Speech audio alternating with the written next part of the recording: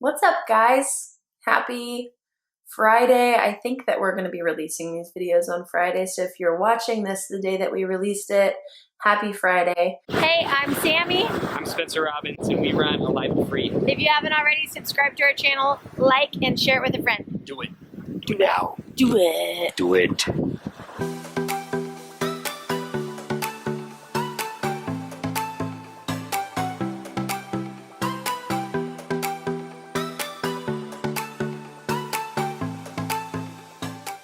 I wanted to pop on just for a few minutes. I already recorded an interview this week that I wanted to release, but that interview helped me understand, because I had an example in front of me of the beauty in the process of healing and emotional health, and why I love it and why I was motivated to go on an inner healing journey is because I loved my intimacy and my connection with God, but I knew there were so many things inside of me internally, emotionally, that were hindering me from being the woman that I wanted to be, having the intimacy with God that I wanted, and living out the relationships that I wanted.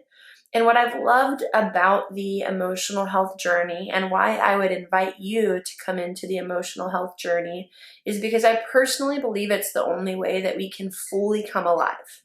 Now, there are a lot of people being powerful, living out their purpose, people that have like good or decent relationships or look like happy people or happy families or fulfilled people.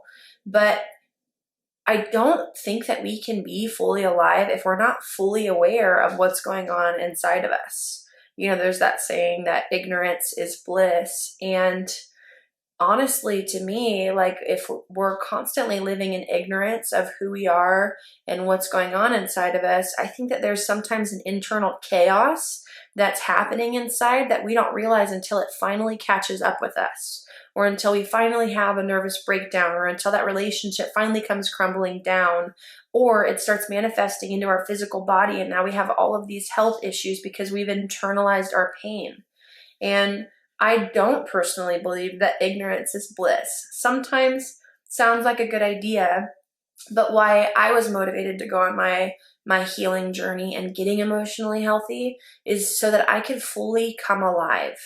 And what I've noticed about this process for me and the thousands of women that we've worked with at this point in the last few years is going on the healing journey helps remove like a lot of blocks and walls and resistance that we have towards ourselves, towards relationship, and towards God. And what I've noticed for me is the more I've gone on this journey, it's like I'm pulling out the weeds and getting rid of the things that hinder my intimacy with God. So now it feels like there's this clear channel and pathway. And there are even times like, I don't know, 3 days ago, I was walking with a friend and she was asking me about my connection with God that day and like if I felt connected to him and what he was speaking to me. And it was like 3 PM and I realized, oh, I haven't actually talked to God at all today, which is very abnormal for me. I'm normally in like a constant communion with him. I start my day journaling. I'm usually engaged in worship and intentionally like listening for him. And I realized that hello, fire truck. I realized that I hadn't engaged him at all. And as I was observing that, I was like, oh, interesting. I haven't tried connecting with God at all today. And I didn't even realize that. And it's 3 PM. It's just odd for me. And then all of a sudden I realized, oh, I started my day with emotional pain. And when I had my like quiet time in the morning, I was journaling just about my pain and my weird beliefs that were coming up and what I was feeling and what I was struggling with, and which I do often. I think it's a great thing to do.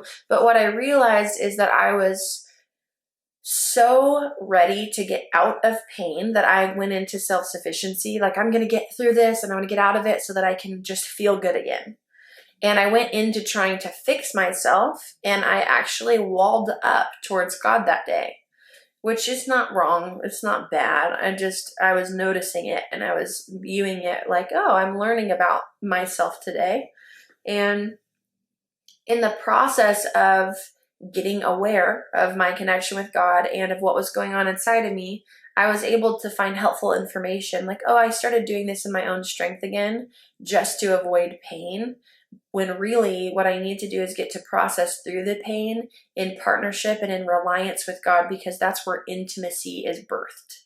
And if I go and just try to work through this on my own right now, and if I do it disconnected from God, I'm going to feel alone internally, and I'm going to be communicating to myself the proof of that, because I didn't get to experience the depth of connection with God, because I, in my own strength, went and actually did it on my own, which is also not bad, but it's not ideal for healing.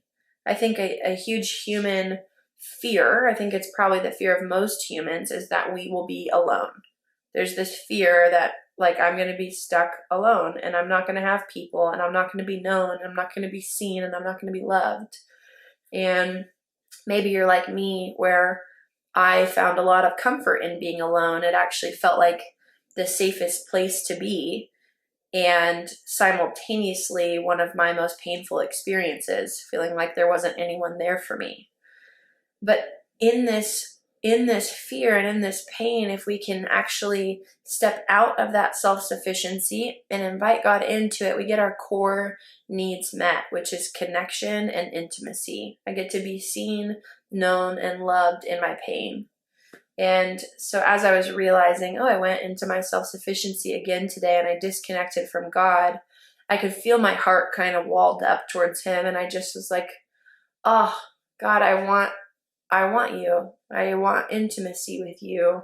I want to invite you into things. I'm not good at doing things on my own. It's not even effective if I did try to do it. And I just started like worshiping him and telling him how thankful I was for him. And I could feel the walls kind of come down around my heart as I just engaged him. And in that engaging, I ended up feeling super tender and relinquished control. Like, okay, if I don't get through the process I'm trying to navigate through right now, it's okay. I'd rather actually just focus on connection with God in this moment over going into my self-sufficiency. But the beautiful part about this journey for me has been figuring out what's going on inside of me, why, where it came from, where in my childhood it reminds me of, and then pouring love into that thing, which for me that day was self-sufficiency, so that I can kind of remove the things and the walls that are disconnecting me from God. And then from that place, out of connection with God, out of being in alignment with his heart, then it's actually easy to just flow into the healing process. But I love the marriage between being spiritual and connected to God and being emotionally healthy, because it clears the channel almost for us to be really sensitive to God, for us to know where to invite love into, for us to understand when we are shut down or disconnected from him or are partnering with fear or whatever it is. Emotional health is a really practical way to get more intimacy with God, and then in turn, more intimacy with ourselves and the people that we love. And so I wanted to just chat about that for those of you who are like, why do I need emotional health? Like, why would I go on this process? What will this benefit me?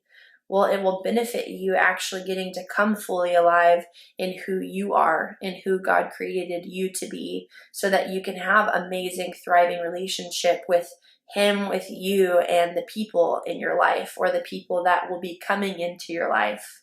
And so I hope that this was helpful for you. I hope that your heart felt a little more tenderized to the process and a little more tenderized to God as I shared. That's my hope. That's what I care about. That's what I love. And it's what I value the most in this journey, is the connection with God that I get as I learn more about me and know where to invite him into.